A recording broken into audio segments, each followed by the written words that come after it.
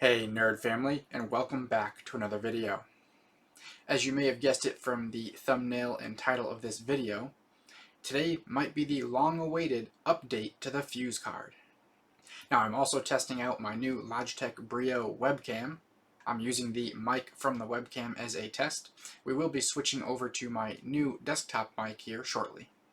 So you guys can judge based on the audio in the webcam versus the desktop mic to see which you like better. Now I'm also running this webcam in 1080p. It does have the option to go to 4K, but without further ado, let's go ahead and jump into today's video. I'm going to go ahead and roll that intro, and I'll see you guys back here in a second.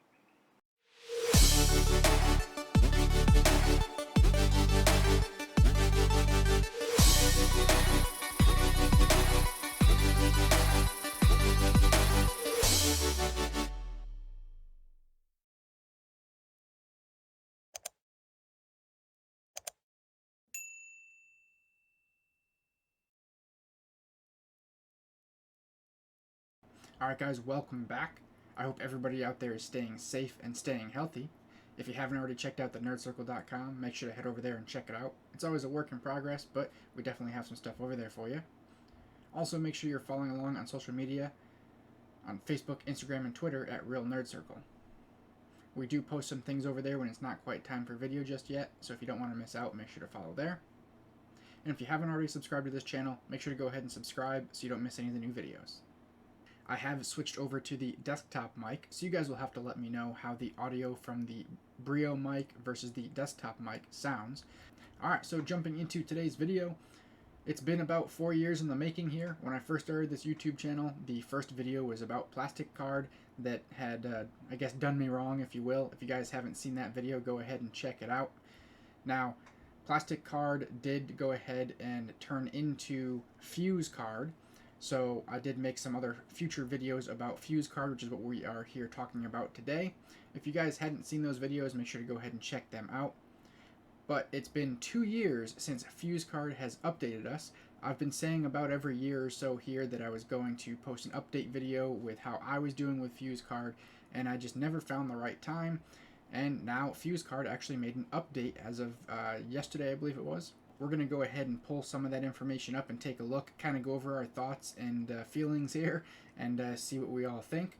Now, I did reach out to Fuze Card, but unfortunately they haven't gotten back to me yet. I am hoping that they will get back to me. We can get some unanswered questions answered and make a future update video. So make sure to stay tuned, see if they do get back to me, and we'll go ahead and post another video. But again, we will be keeping a close eye on Fuze Card here to see what happens. So let's go ahead and jump over to the browser here where we can take a look at that update. Alright, so as you guys see here, this is going to be Fuze Card's website. Now, their website is pretty minimal. There's really not a whole lot going on here. This is what we really want to take a look at, is this banner here. It says a tokenization system integration for EMV transaction has just started. That is basically what their whole update is about. Now you can of course scroll through. There's some other things on their website. You can go and shop the products they have. They did basically put out some other products to kind of tie people over while they were working on trying to get the EMV version of the Fuze Card to come out.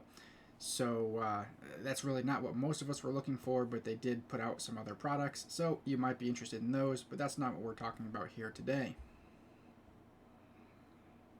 Now, for those of us that are interested in the Fuze Card, what I will say is basically 4 years ago, approximately, when it did come out, there wasn't all these NFC type payments and stuff with our phones and our apps and everything that we can pay with, so it was a pretty cool concept. I don't know if have they passed their prime at this point. Is it still needed? And that's what we're going to kind of take a look at here today. We're going to ask a few questions and see if we can get those answered at some point by Fuze Card. When I first did the Indiegogo for Fuze Card here, I had signed up to get the regular non-NFC card, and then when they were done producing the NFC card, I was supposed to get the NFC card, and just like most other people that have done that Indiegogo campaign, none of us have received that EMV chip card. So, the first question on everyone's mind is, with this new update, are we going to receive that second EMV chip card? Don't have the answer for you today, but hopefully we will get some answers soon. When I did first sign up for it, I think most people feel the same, is that I like the idea of being able to have one card that I put all of my different cards into, whether they be credit cards, debit cards, gift cards. All the different cards can go under one, so I don't have to carry all these different cards in my wallet. I can use the little touch, or not the touch screen, I'm sorry, but the screen on the front with the buttons to go ahead and cycle through my cards. And there's a lot of other great features that they had packed in that just made it very easy. So if you were to lose the card, you could automatically shut it off. It did have like a GPS built into it, so if you did get a certain length away from the card, it could automatically turn off. It could lock the card. There's a lot of other great perks and features to it that if you just had credit cards in your wallet and you left your wallet behind, you don't have those smart features. So it's just a really great option to have, and unfortunately it never really came to fruition. Now, those of us that did get the first non-NFC card, you do have some of those options that were built in, but unfortunately the timing of when they released that card really didn't work very well, because all the merchants were having to switch over to EMV chip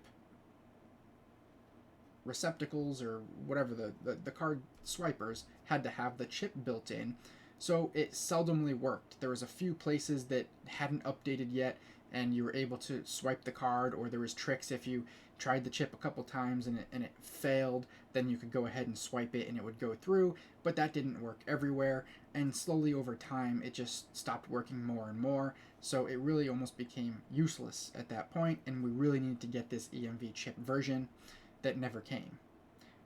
And now fast forward, here we are today. We're going to go ahead and pull up their social media here.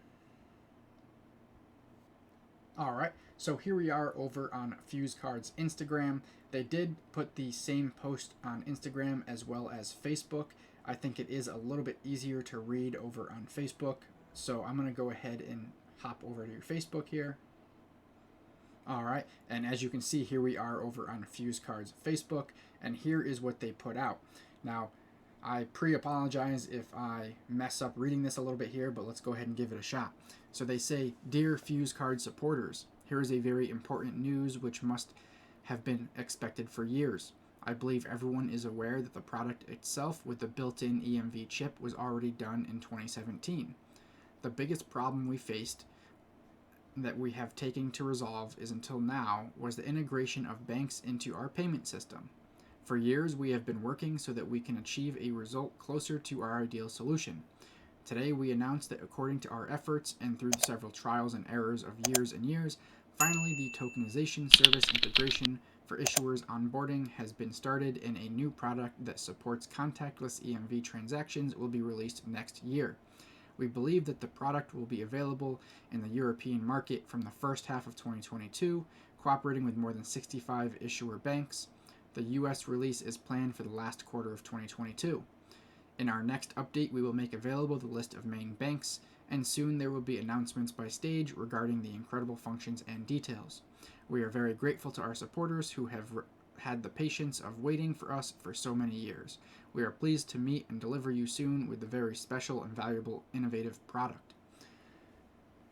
So a few things in this statement that kind of jump out at me here is that they finally have the tokenization service integration is great. But then they say starting a new product that supports contactless EMV transactions. So again, it brings me back to my original question. If this is a new product, are the backers that purchase the 2 cards on your Indiegogo going to receive this as their second card? I hope so, because we were promised a second card, but I guess time will tell. The second thing is that it says contactless EMV, and if you notice by the picture of the card that they have here, there is no chip on this card. So are we to assume that they have abandoned the chip? Now, I guess going forward, I know the chip cards haven't been out for very long. It's only been a few years.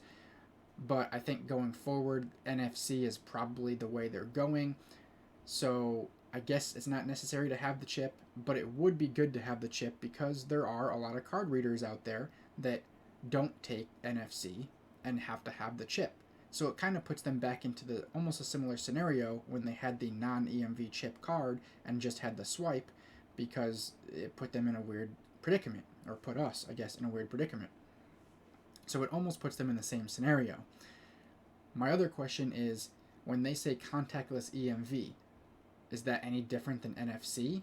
Is it a newer platform? Is it going to work better than NFC? Is it the same exact thing as NFC? Because if it's the same thing as me taking my phone and, holding it up to something where I can choose what card I want to use and have it go through, why do I need this card? I guess there's still some merit to carrying the card. Maybe my phone's dead. Maybe something happened to my phone and you still want to have this physical card. I guess that does have some kind of merit, but it almost doesn't make sense anymore when everything can be done through an app on our phones. My other question that I would have is that when I use most of these apps on my phone and I hold it to a device, it doesn't actually use my real credit card number. It masks it and uses a different number so as to prevent fraud. So my question there is, are they doing the same thing with this contactless EMV, or is it using your actual card number? That is something that would be good to know. Now we're going to jump over to their Indiegogo campaign. Of course, the campaign has ended now, but there was a little bit of extra information over there that I wanted to look at and reference as we go and ask a few more questions here. Alright, so as we pull up the Indiegogo campaign, of course you can see, like I said, the campaign is closed. This was what the card was originally supposed to look like with the EMV chip there. You can go and you can find this and you can kind of look through it. My main thing is that, like I said, the last update they gave was almost 2 years ago. You can scroll through and look at some of the other updates, and they pretty much line up with what they said in this update. And then this update, which came out a day ago as the time of filming this. So this is pretty much the same update, but this part at the bottom here is a little bit different. So let's take a look at that. So it says here that the main functions are the following: consolidation of multiple contactless EMV payment cards. So again, I'm assuming it's the same thing as NFC or very similar. They just mean that you're going to be able to put multiple cards into the card and choose what you want and then go ahead and make a contactless payment for it. But it does now say cryptocurrency hardware wallet, which if you can kind of see from some of these little images here, it looks like it's got Bitcoin and a few other things in there. So it would be curious for those of us that are into cryptocurrency how well their hardware wallet does work. A few of the other things is OTP, which is going to be one-time password. We got a password manager, and that's all they're currently saying. Now, they may have some other things that they haven't released yet, but let's go ahead and break some of these down. So the cryptocurrency hardware wallet, for those of us, again, that are into cryptocurrency, I mean, having a hardware wallet is great. I'm curious how it actually stacks up to some of the other hardware wallets that are out there. So just to quickly jump into one of the major hardware wallets that are out there is Ledger. Let's go ahead and pull that up. So we're not going to go too deep into Ledger here today because it's not what the video is about, but just to compare it to one of the major hardware wallets that are out there. So Ledger offers two different devices here, and you can choose which one works better for you. Really just comes down to how many coins or whatnot you want to be able to have displayed and shown on the device, and which one's going to obviously work better for you is up to you. But those are their actual devices, and they do run on their program called Ledger Live. Now, I don't know too much about it. I haven't done a whole lot of research on this here. We can, of course, make a future video if you guys would like to see more on Ledger and Ledger Live and all that. We can definitely look into it. But it does say here that they do have over 1,800 coins and tokens that you can use for your cryptocurrency needs, which if you really break down and go into it here, they do have a lot of different coins, so it makes it very easy. They also have really high security, and there's a lot of other details that you guys can research in here if you'd like to. And that's where it brings me back to, they don't have a whole lot of information on what their hardware wallet is going to do, so it would be nice to have more of that information. And again, I'm sure they will have some in an update, but I guess that is a new selling point to this new card, but it depends how well it's going to work. So the next thing that they have here is going to be that one-time password. Just to pull up a reference sheet here, a one-time password is also known as a one-time PIN, a one-time authorization code, or a dynamic password. Is a password that is valid for only one login session or transaction on a computer system or a digital device. So I'm sure some of you have seen some of these one-time passwords when you're trying to get into something. What I'm wondering is, how are they going to use this one-time password? I don't really see how having a credit card or a smart credit card, whatever you want to refer to it as, having a one-time password feature. I just don't see how they're going to utilize that. So I guess that's something we're going to have to find out here in the future, but that is what they say that they're going to have, is one-time password. Now, the last thing that they mention here is a password manager. I do think that a password manager is something that we've all come to the point where we definitely need, whether it's just to help you remember your passwords or whether it's to keep you safe because all these different hackers and things out there trying to get your passwords.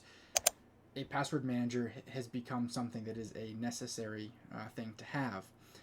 There are a lot of different password managers that are out there. I'm not going to go into them all at this point right now.